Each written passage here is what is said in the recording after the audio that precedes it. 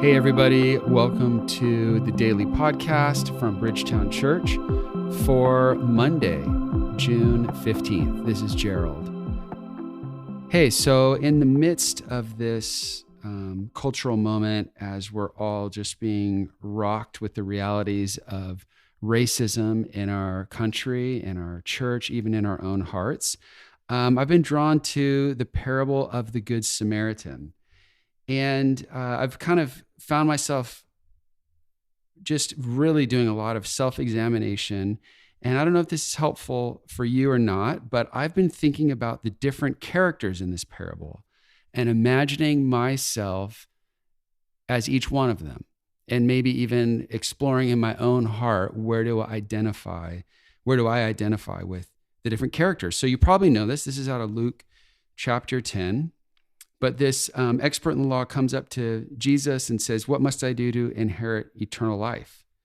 And Jesus says, "Well, you know the law. How do you read it?" And he says, "Well, love the Lord your God with all your heart, all your soul, your mind, and your strength, and love your neighbor as yourself." And Jesus says, "You're right. Do this and you will live." But then it says that this guy wanted to justify himself. He wanted to make himself look right before Jesus. So he said, the follow-up question, "And who is my neighbor, Jesus?" And in reply, Jesus said this: "A man was going down from Jerusalem to Jericho when he was attacked by robbers. They stripped him of his clothes, they beat him and went away, leaving him half dead. A priest," so a Jewish priest, "happened to be going down the same road, and when he saw the man, he passed by on the other side. So too, a Levite, when he saw and came to the place, he passed by on the other side. But a Samaritan," and just to pause for a second, in the chapter before, Jesus and his disciples are going through a Samaritan village, and when they go through there, the people did not welcome him. And maybe you remember this crazy interaction, but they realized that these were Jews heading to Jerusalem, so the Samaritans didn't welcome them. They had been rejected by Jews in the past, and now they're rejecting them. And so the disciples say, "Well, hey, Lord, should we call down fire from heaven to destroy these Samaritans for not welcoming us?"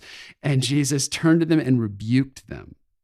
And they just went on to another village. So interestingly enough, the hero in this story is somebody that they had just been rejected by. So a Samaritan now, as he traveled by, came where this man was, saw him, and took pity on him. Or that word is, had compassion on him, had mercy on him. He went to him, bandaged his wounds, pouring oil and wine on them. Then he put the man on his own donkey, brought him to an inn, and took care of him.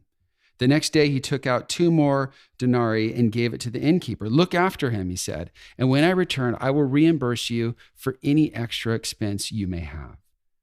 Now, Jesus says, "Which one of these 3 do you think was a neighbor to the man who fell to the hands of the robbers?" And the expert in the law says, "The one who had mercy on him." And Jesus told him, "Go and do likewise."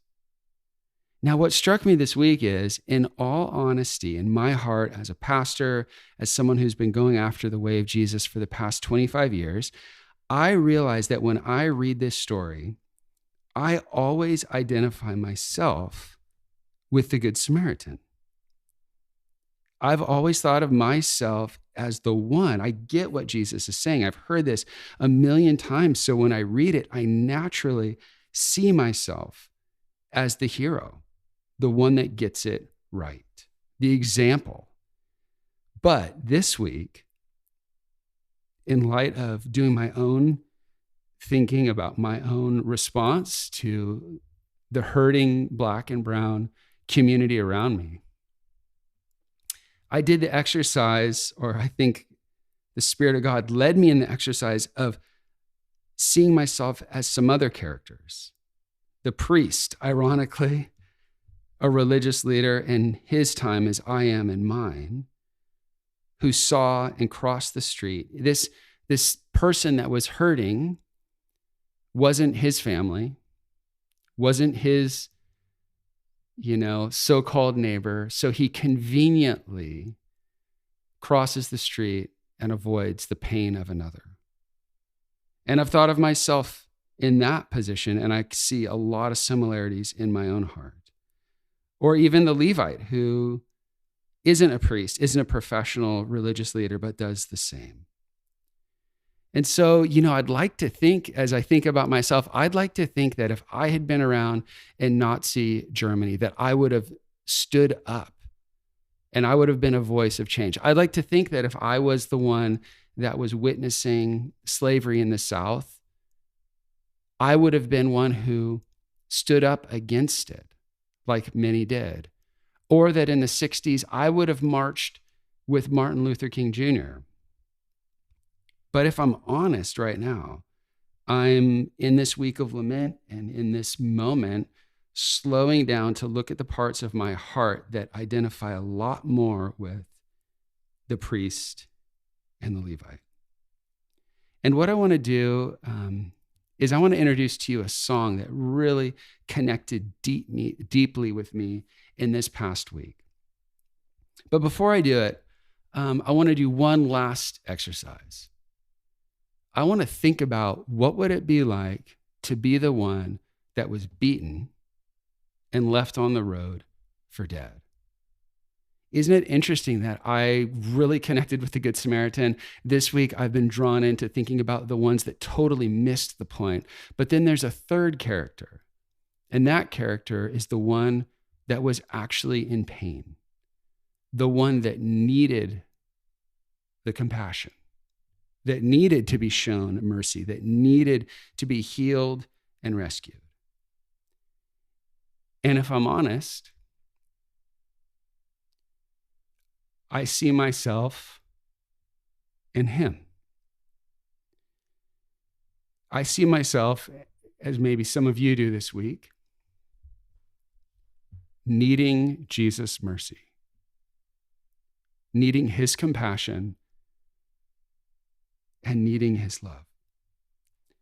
And so, wherever you're at today, I hope that this song is about God's mercy first poured into our hearts and then flowing out of us. This is the Porter's Gate, and the name of the song, accurately put, is Have Mercy on Me. Would you just slow down, listen to this song, and imagine receiving God's mercy deep into your being and then it flowing out of you? Sit back, and I really hope this song means as much to you and really connects with you as it has for me.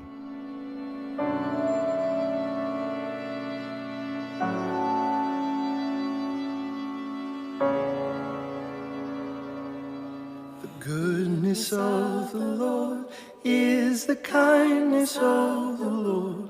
With every breath we take, the gift of life and grace.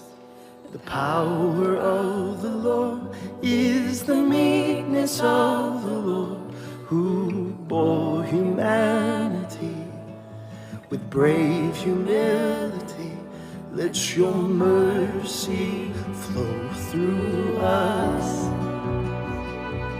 Your mercy, your mercy. Let your mercy flow through us. Your mercy, your mercy. The beauty of the Lord is the suffering of the Lord. Is Christ upon a tree, stripped of dignity. The glory of the Lord is the mercy of the Lord, gives life for us to see. A new humanity, let your mercy